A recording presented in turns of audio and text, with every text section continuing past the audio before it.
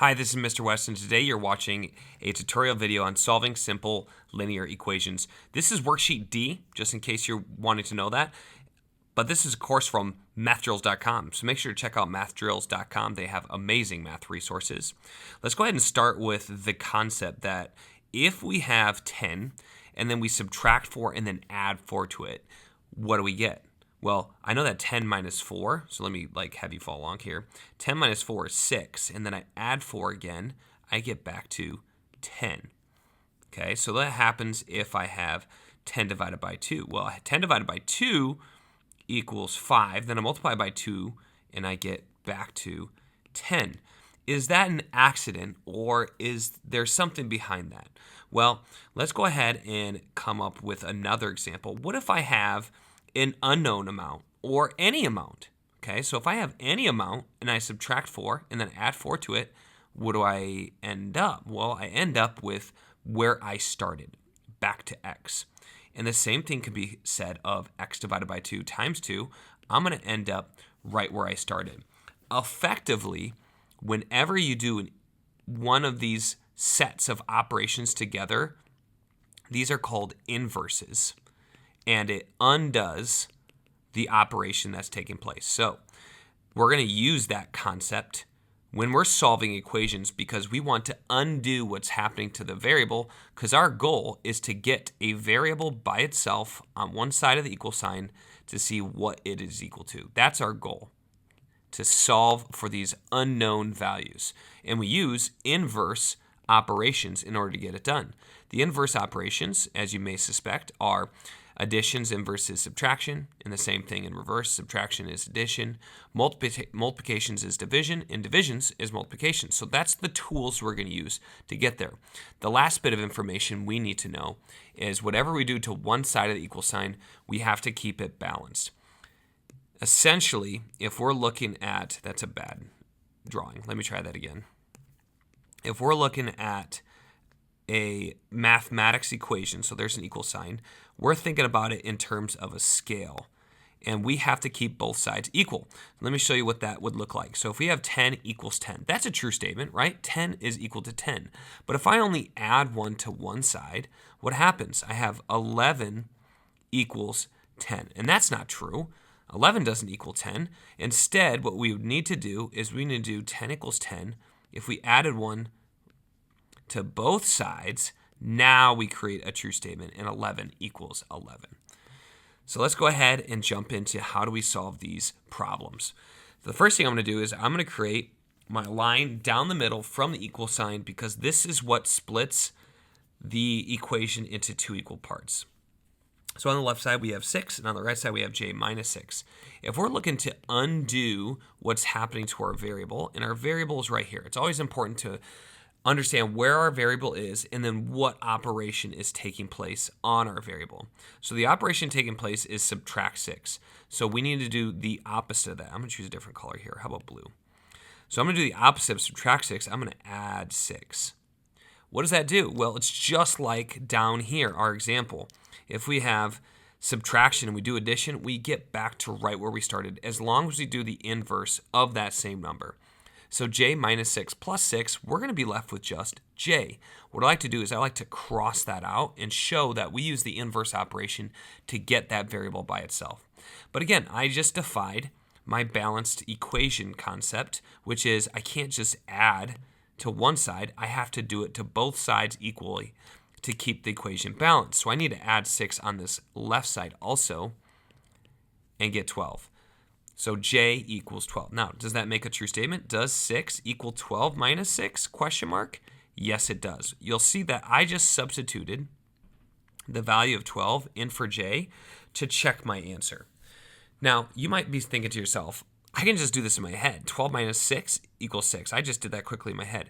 I get that. But later on, you're going to encounter equations that are much more difficult, and you're going to have to use an algorithmic process just like this. Stay organized so that you don't make mistakes, because you won't be able to do some of these in your head. I promise. Let's go ahead and move on to the next example where we have division. So again, I'm going to draw my line down the middle, so that makes it so we have balanced sides here. And then I'm going to do the inverse operation, which is multiply by 3. I recognize that I have divide by 3 to my variable. My variable's on the right side. So I'm going to do the inverse and multiply by 3.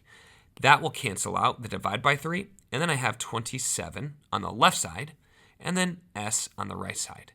So this canceled out, the divide by 3 times 3, and that equals 27. Now, you might be wondering, how does that cancel out? Well, if we have 3 and divide by 3, we can write it like that. This is equal to 1. And if we have s times 1, that really is just s by itself. S times 1 is the same thing as s because anything times 1 is just itself. So that's another way to say why that works.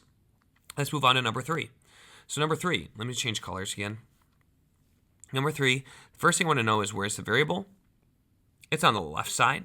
What's happening to the variable? It's being multiplied by 9. How do I undo that?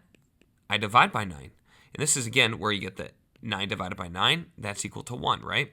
So you could even write it as this, z times 1, okay, because 9 divided by 9 equals 1. You could write it like that if you wanted. Or you could just say to yourself, you know what?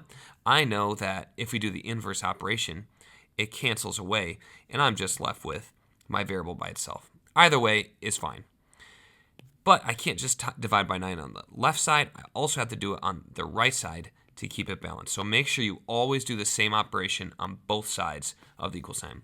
So now I have 27 divided by 9, and that equals 3. And that's my answer. We could check our answer by doing, does 3 times 9 equal 27? Yes, it does. And I know I got the right answer. Let's go on to one that's not so obvious, and that would be number 8. Number 8 is our first kind of difficult one. And that's because the variable is being subtracted from 6. Instead of the variable doing the operation, so n minus 6, 2 plus a, well, that one's kind of like that, but addition's much easier. J minus 6, s divided by 3, z times 9. This time, it's being subject to subtraction. So this one's different, okay? What happens with this one? This is actually a 2-step problem. So this one's tougher than it looks. Some of you might be able to look at this and be like, okay, 6 minus something goes 4. Oh, I know the answer is 2. I'm going to write t equals 2. Okay, that's great. But for those that are in the process of like 7th grade math, that's not going to cut it. And the reason why is because this is actually a 2-step equation. So we're going to actually do 2 things here to get t by itself. The first thing I'm going to do, it may not seem obvious, but I'm going to subtract 6 from both sides. You're probably like, what? Why are you subtracting 6? Shouldn't you be adding 6 because of that minus sign? No. The minus sign is being applied to the t. What's really happening to the t is 2 things. One, it's got this negative being applied to it.